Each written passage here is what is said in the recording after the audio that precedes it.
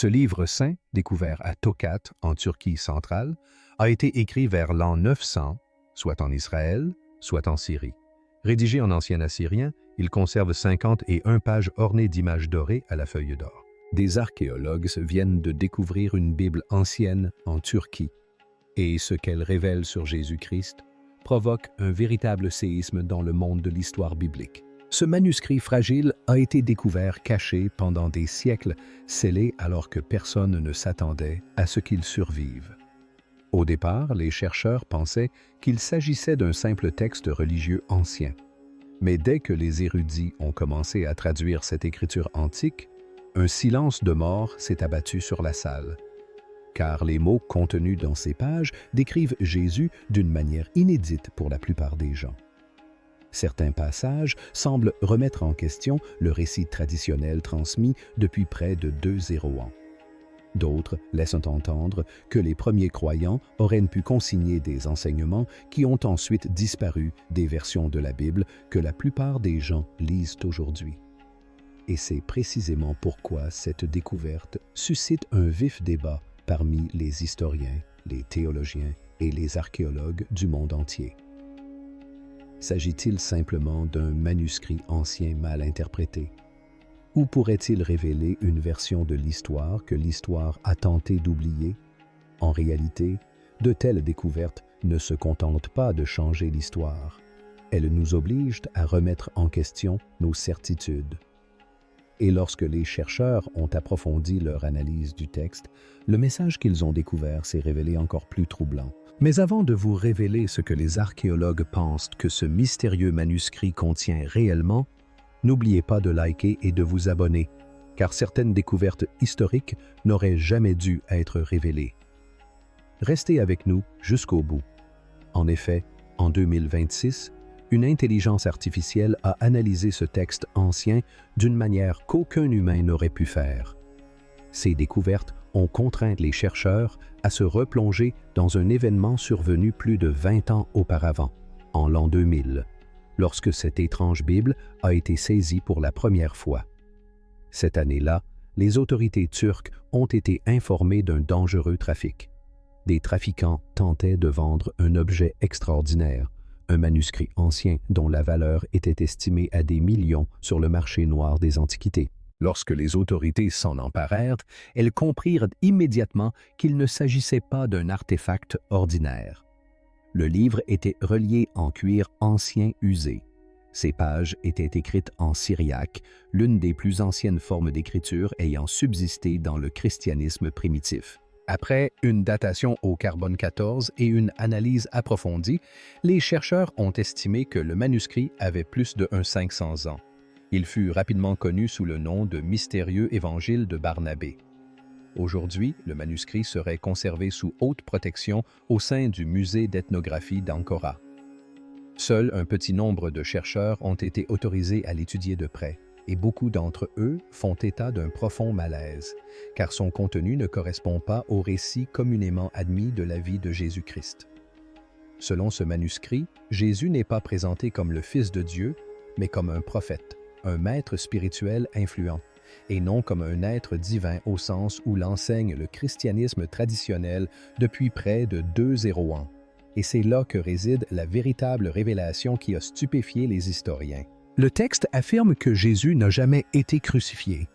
Il suggère plutôt qu'un autre homme, peut-être Scariote, le personnage de Judas, a été crucifié à sa place, tandis que Jésus lui-même a été enlevé vivant au ciel.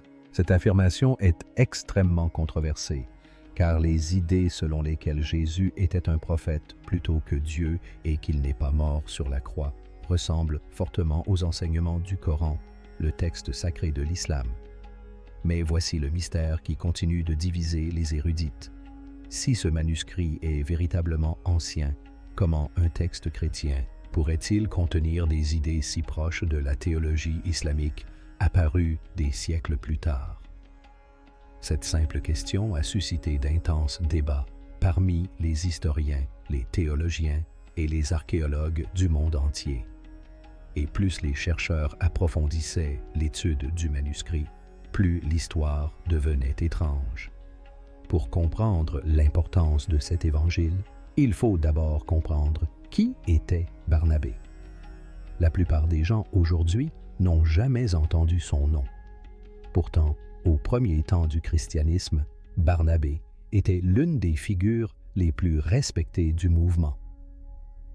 Compagnon proche de l'apôtre Paul, il voyageait avec lui lorsque le message de Jésus-Christ commençait à se répandre bien au-delà de Jérusalem.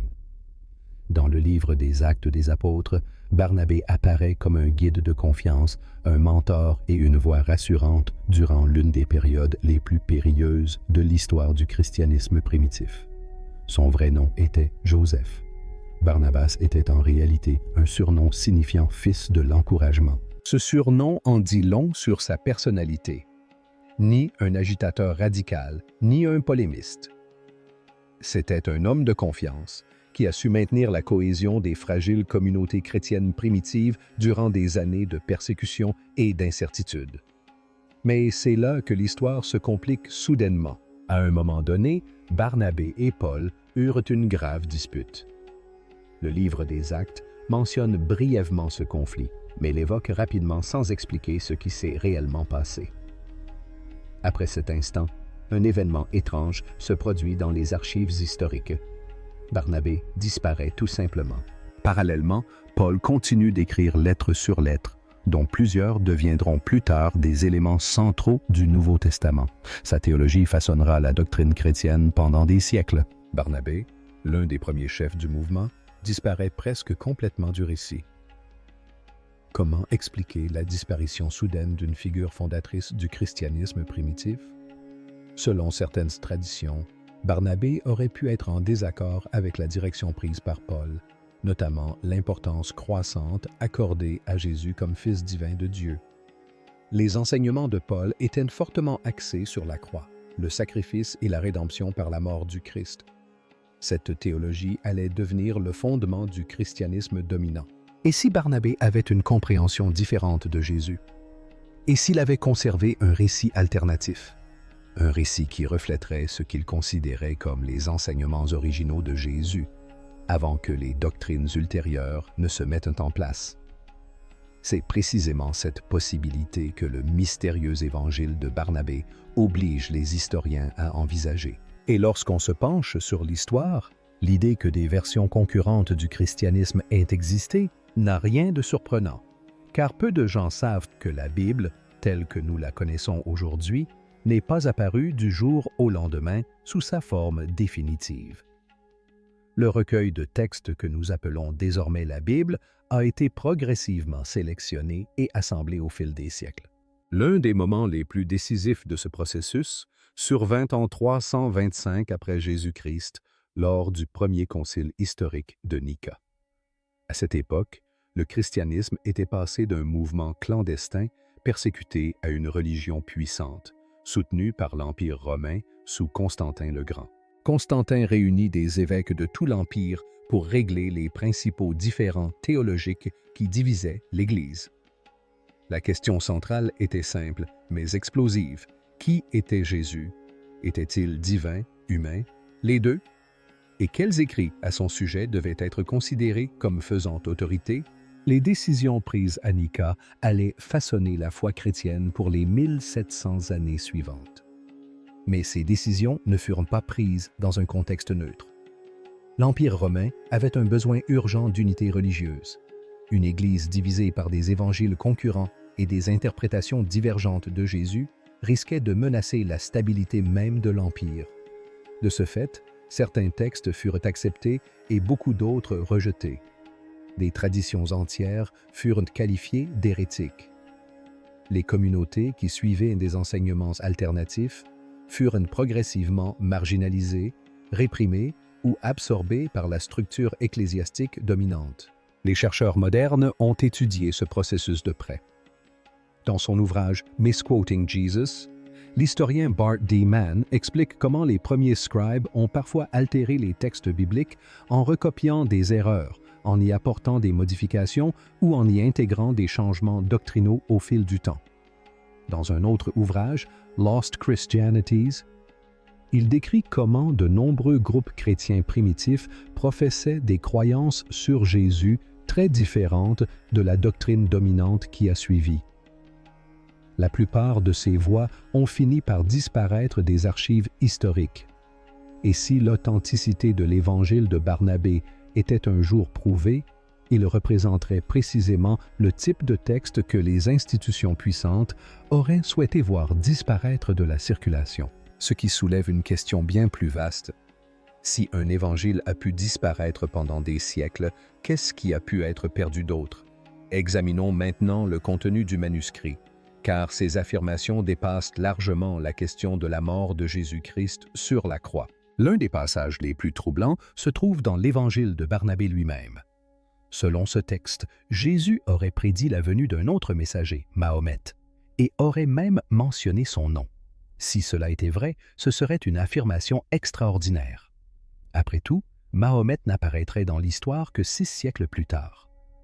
À cause de ce détail, de nombreux érudits soutiennent que le manuscrit est un faux postérieur, créé à une époque d'influence islamique, dans le but de concilier les croyances chrétiennes et islamiques. Mais d'autres suggèrent une explication plus mystérieuse.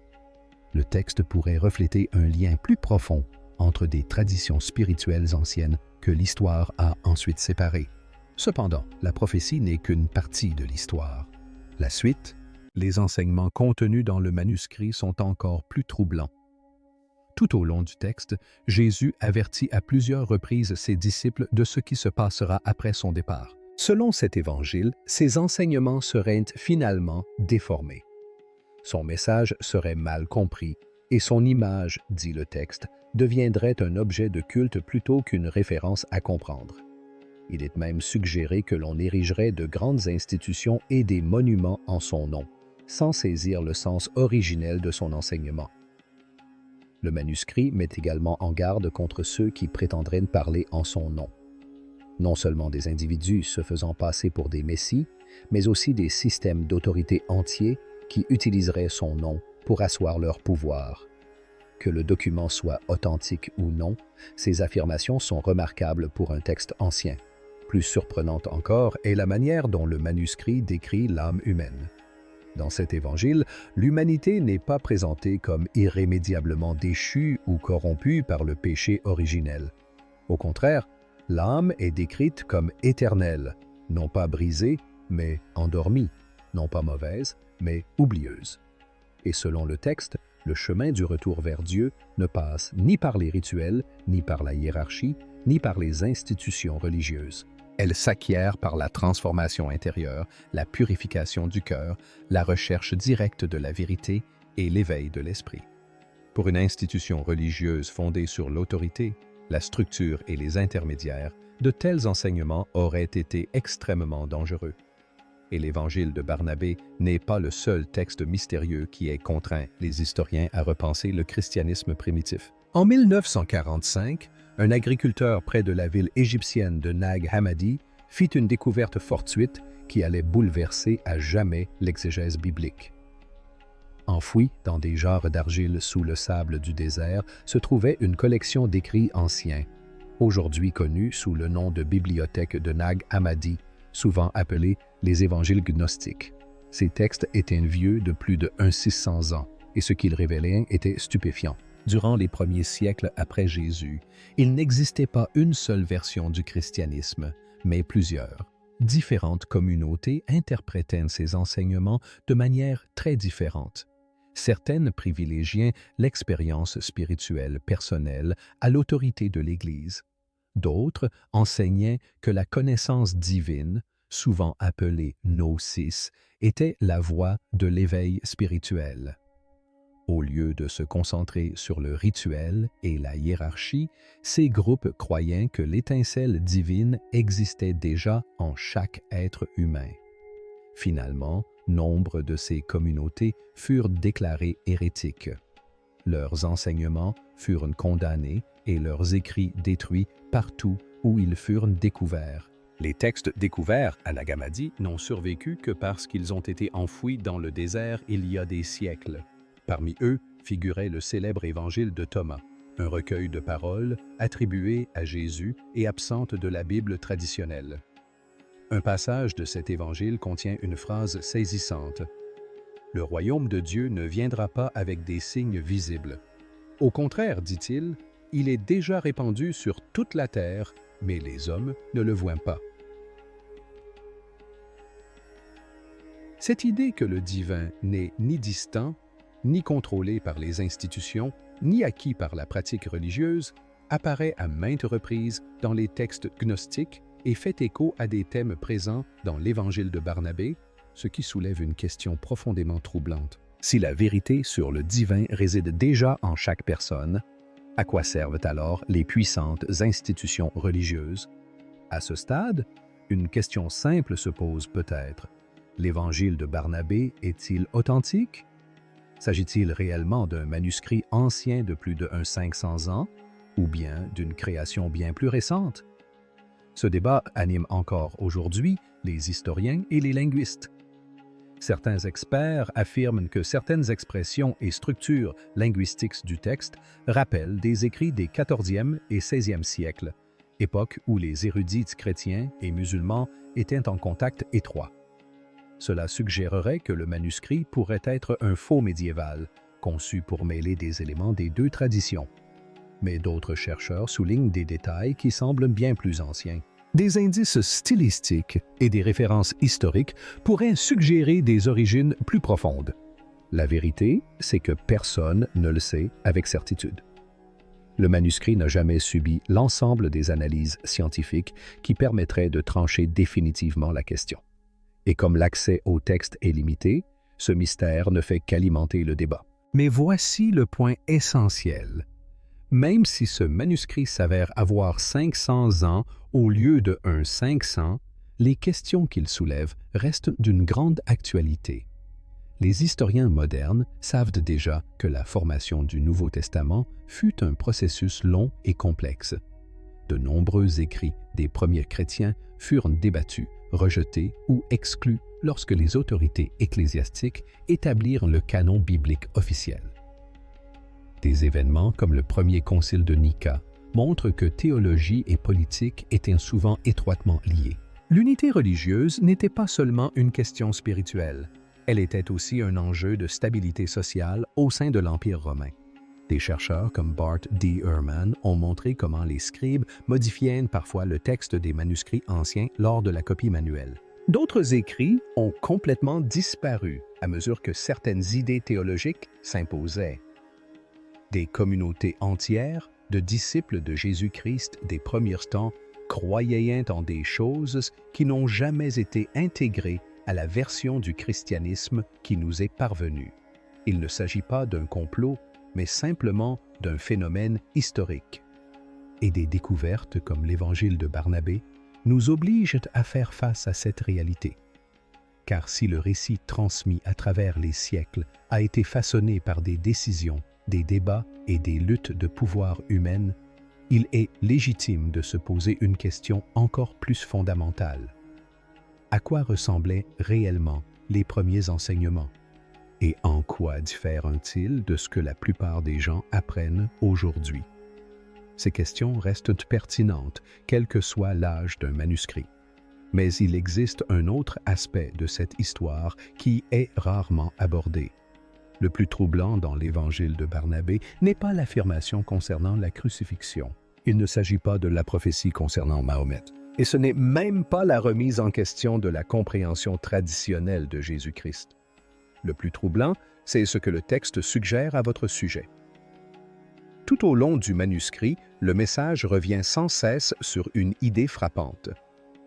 Le divin n'est pas quelque chose de lointain qu'il faut chercher à l'extérieur de soi. Au contraire, le texte suggère que la présence divine a toujours existé en nous, sous le tumulte incessant du quotidien, sous la peur, le doute et les distractions, se cache quelque chose de plus profond et de plus paisible.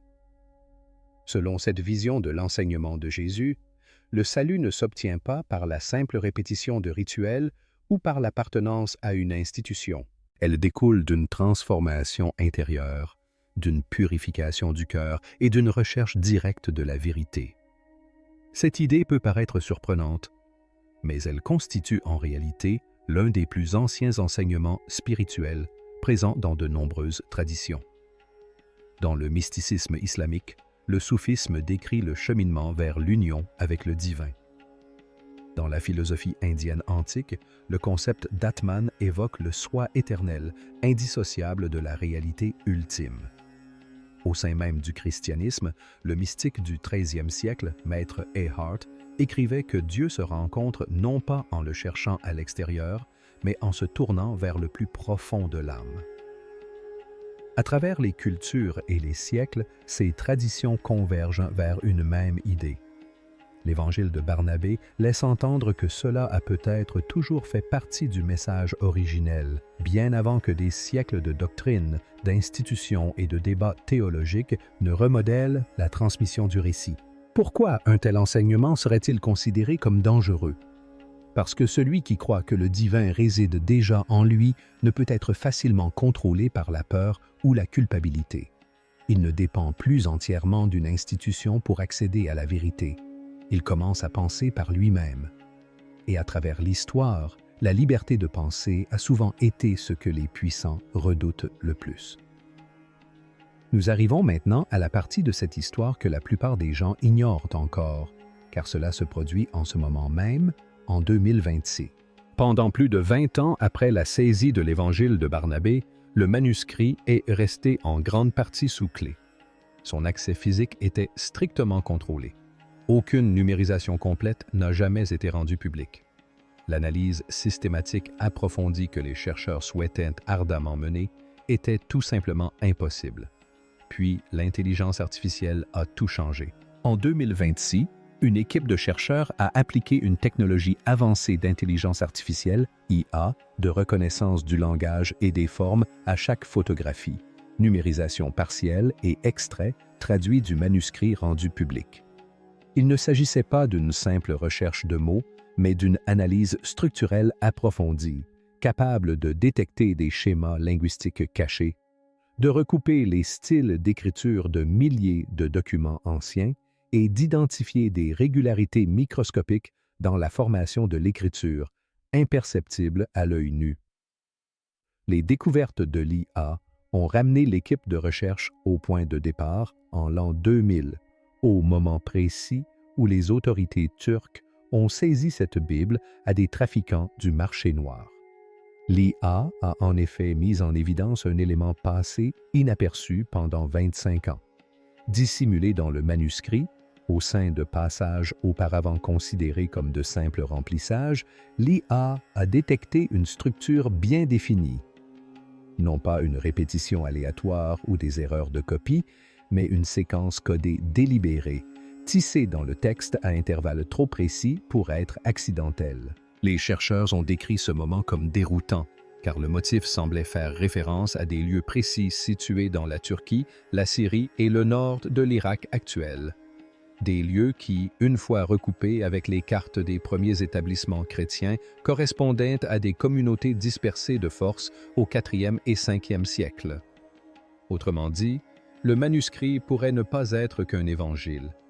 Il pourrait aussi s'agir d'une carte indiquant où d'autres textes occultés, d'autres témoignages enfouis du christianisme primitif pourraient encore se trouver. Cette analyse est encore préliminaire et n'a pas encore fait l'objet d'une évaluation complète par les pairs. Certains experts se montrent prudents, d'autres enthousiastes, mais voici un point qu'il est impossible d'ignorer. Pendant 25 ans, ce manuscrit est resté dans un musée d'Ankara. Les érudits ont débattu de son ancienneté et les théologiens ont mis en doute son authenticité. Et pendant tout ce temps, dissimulé dans les passages mêmes que tous ignoraient, quelque chose attendait. Quelque chose que l'intelligence artificielle, en 2026, a enfin pu percevoir. Nous avons traversé des siècles d'histoire occultée, les jeux politiques des empires, les cendres des évangiles brûlés. Et maintenant, une machine pointe du doigt la terre et dit « Continuez à chercher, il y a plus. » C'est peut-être exactement ce qui était prévu depuis le début. Alors, où cela nous mène-t-il? Un manuscrit ancien découvert en Turquie, écrit dans une langue disparue, resté caché pendant des siècles, remet en question tout ce que la plupart des gens ont appris sur l'une des figures les plus influentes de l'histoire de l'humanité. Est-il authentique? Les érudits débattent encore, mais les questions que cela soulève persistent. Et c'est tant mieux. Car plus on approfondit l'histoire, plus il apparaît clairement que ce qui nous a été transmis n'est pas la version intégrale. C'est une version édulcorée, façonnée par des forces humaines, dans un contexte politique et à des fins bien précises. La véritable question n'est pas de savoir si l'évangile de Barnabé est authentique. La véritable question est la suivante. Que changerait votre vie si vous preniez au sérieux l'idée que le divin ne vous attend pas quelque part pour vous juger, mais qu'il est au plus profond de votre être, dans sa vérité la plus authentique? Que changerait-il si vous croyiez que vous n'étiez pas brisé, que vous n'étiez pas séparé de Dieu? Que ce que vous avez cherché dans les églises, dans les Écritures, auprès d'autrui, était en vous depuis toujours? Voilà la question que nous laisse ce manuscrit ancien. Et c'est une question qui mérite réflexion. L'histoire est riche de vérités cachées, certaines le restent, mais certains, comme un manuscrit scellé dans du cuir et préservé contre toute attente pendant un 500 ans, finissent par refaire surface. Ce n'est peut-être pas un hasard. Si cette vidéo vous a interpellé, partagez-la avec quelqu'un qui se pose les mêmes questions. Laissez un commentaire ci-dessous. Je lis tout le monde. Abonnez-vous, car ce n'est qu'un élément d'une histoire bien plus vaste que nous allons continuer à découvrir ensemble. La recherche n'est pas terminée, elle ne fait que commencer.